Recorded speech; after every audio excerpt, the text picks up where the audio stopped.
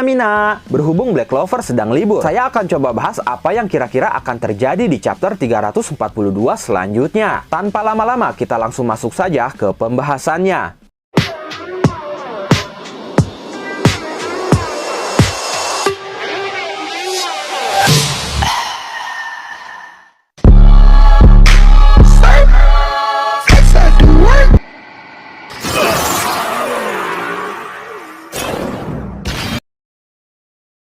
Di chapter 341 terakhir kemarin, kita diberikan sebuah pengungkapan rahasia besar oleh Ichika, di mana dia mengatakan bahwa kakaknya yaitu Yami Sukehiro telah membunuh seluruh klannya. Itulah yang membuat Ichika membenci bahkan mengutuk kakaknya sendiri. Walaupun Ichika sudah mengatakannya dengan sangat jelas bahwa Yami telah membunuh seluruh klannya, tapi kita belum bisa pastikan benar tidaknya ucapan Ichika itu hingga kilas balik Yami dan Ichika diungkap. Dan kita tidak usah menunggu lama, karena di akhir chapter kemarin awal kilas balik Yami dan Ichika sudah dimulai. Dalam kilas balik itu, Yami mengenakan pakaian yang sama persis seperti pakaian dia saat terdampar di kerajaan Clover. Dia pun membawa sebuah pancingan saat itu. Artinya kejadian itu sesaat sebelum Yami pergi ke laut untuk memancing dan berakhir terdampar di kerajaan Clover. Di chapter 342 nanti, kita akan diperlihatkan kejadian sebelum Yami berada di tepi laut itu. Kita akan diberikan informasi kenapa Ichika bersama Yami dan kenapa Yami meminta Ichika untuk tidak jauh-jauh darinya. Kita pun sepertinya akan mendapatkan informasi mengenai keluarga Yami jauh lebih dalam lagi. Misalkan siapa ayahnya dan siapa ibunya. Lalu keluarga atau klan Yami ini seperti apa kedudukannya di masyarakat Hinokuni. Banyak hal yang akan terungkap terutama tentang Yami di chapter 342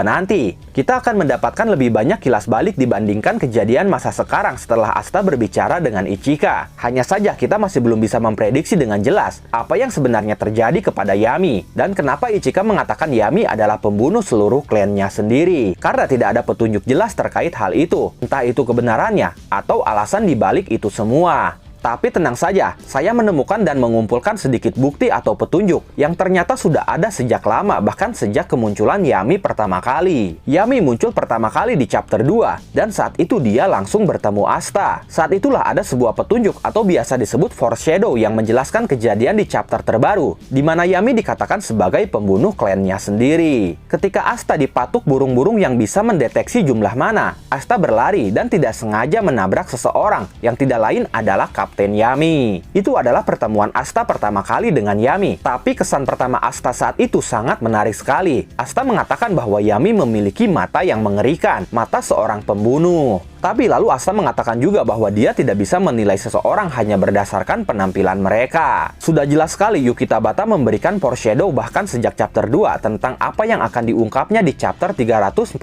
kemarin. Kalimat Asta itu jika kita artikan dengan kondisi dan situasi saat ini bisa mengandung makna bahwa Yami adalah seorang pembunuh dan kita tidak bisa melihatnya hanya dari penampilannya saja. Walaupun dia kapten yang sangat baik dan peduli kepada anggotanya, tapi kita tidak tahu apa yang ada di baliknya, apa yang pernah terjadi padanya, dan apa yang sudah dia alami sebelumnya. Lalu petunjuk selanjutnya ada pada momen saat Yami mendapatkan Grimoire di kerajaan Clover. Saat itu penduduk kerajaan Clover sangat membenci Yami, karena kekuatan kegelapan yang Yami miliki dipercaya akan membawa bencana. Kemudian Yami menyendiri ke sebuah bangunan hancur di dekat pantai. Dia saat itu terlihat sedih memandangi Grimoire yang baru dia dapatkan. Dari ekspresinya itu jelas sekali Yami tidak menyukai sihir kegelapan yang dia miliki, karena hal itu mungkin saja mengingatkan dia kepada sesuatu, dan bisa saja dia mengingat insiden yang merenggut seluruh nyawa klannya. Para penduduk mengatakan sihir kegelapan membawa bencana, dan Yami pun menyadari bahwa hal itu adalah benar, sehingga dia membuat ekspresi seperti itu. Sepertinya di sini Tabata ingin memberikan petunjuk bahwa sihir kegelapanlah penyebab insiden terbantainya seluruh klan Yami. Dalam panel ini pun Yami diperlihatkan berada di reruntuhan bangunan yang hancur.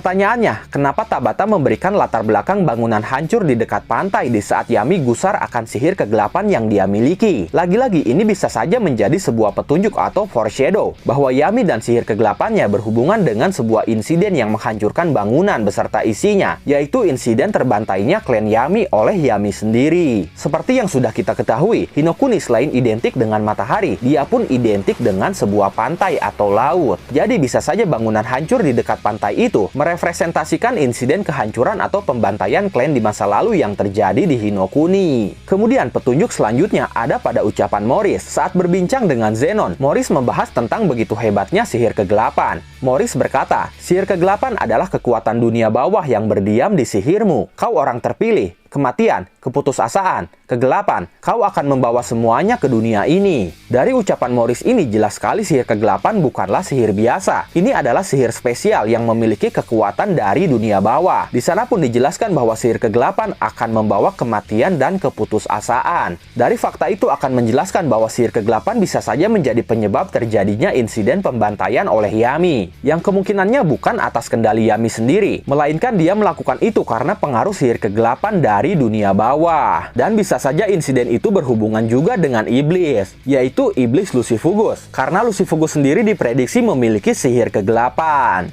Satu hal lagi, saat arc reinkarnasi Elf, Julius ternyata selamat dari kematiannya karena ternyata di masa depan dia memiliki peran penting dalam cerita, di mana dia kini menjadi villain utama bersama para paladinnya. Jika kalian ingat, Yami pun selamat dari kematiannya saat arc invasi kerajaan Spade. Dan apakah itu petunjuk bahwa Yami pun akan memiliki peran penting di masa depan sama seperti Julius? Bisa jadi, tapi ini hanya sekedar cocok logis semata. Sebenarnya saya punya asumsi liar terakhir. Di chapter kemarin ada ucapan Asta yang sangat menarik. Dia mengatakan bahwa ki milik Ryu dan Ichika mirip dengan ki milik Yami. Saya dulu pernah menjelaskan bahwa ki adalah kekuatan spiritual seseorang, yang mana kekuatan spiritual itu berasal dari tubuh orang itu sendiri. Itu seharusnya kekuatan spiritual orang berbeda-beda, kecuali mereka yang memiliki koneksi fisik yang sama, seperti garis keturunan yang sama. Maka sangat wajar Ichika memiliki ki yang sama dengan Yami. Tapi cukup aneh bagi Ryu memiliki ki yang sama dengan Yami, bahkan memiliki fisik dan wajah yang setipe. Karena kita tahu sejauh ini dia dikatakan tidak memiliki hubungan keluarga apapun dengan Yami. Dia hanya sebatas teman masa kecil Yami. Memang saya masih belum menemukan jawabannya di sini, tapi poinnya bukan itu.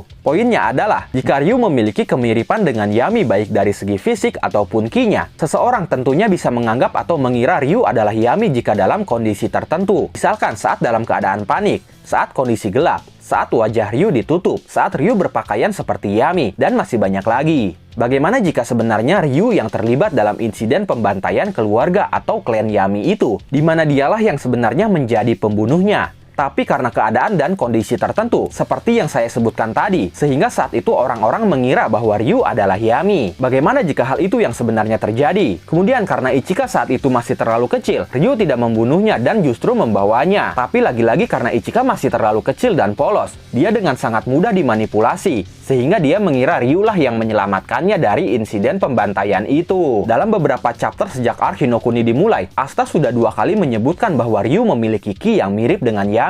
Cukup aneh kenapa hal itu selalu ditekankan dan diungkapkan berkali-kali. Seakan-akan kita memang harus mengetahuinya. Jawabannya, mungkin saja hal itu sebuah petunjuk atau foreshadow yang diberikan Tabata untuk kita. Yang masih jadi pertanyaannya jika itu memang benar terjadi adalah, apa alasan Ryu melakukan itu semua? Kita masih belum bisa menemukan petunjuk. Mungkin saja itu ada kaitannya dengan mata kanan spesialnya, yaitu Tengensu. Saya ingatkan hal ini semua baru sekedar teori dan juga prediksi. Tapi yang jelas di chapter 342 nanti, kita akan mendapatkan kilas balik Yami sebelum Yami meninggalkan Hinokuni. Walaupun mungkin kita tidak akan ditunjukkan langsung ke poin-poin yang kita inginkan, tapi di chapter itu kita akan ditunjukkan informasi tentang keluarga Yami, baik Ichika, ayah, ibu, dan juga klannya sendiri. Selain itu, mungkin kita akan diperlihatkan Ryu dalam kilas balik itu, dan seperti apa hubungan Ryu dan Yami di masa lalu. Chapter 342 itu akan sangat menarik, karena memberikan jawaban-jawaban atas pertanyaan kita selama ini, khususnya tentang Yami. Bagaimana menurut kalian tentang chapter 342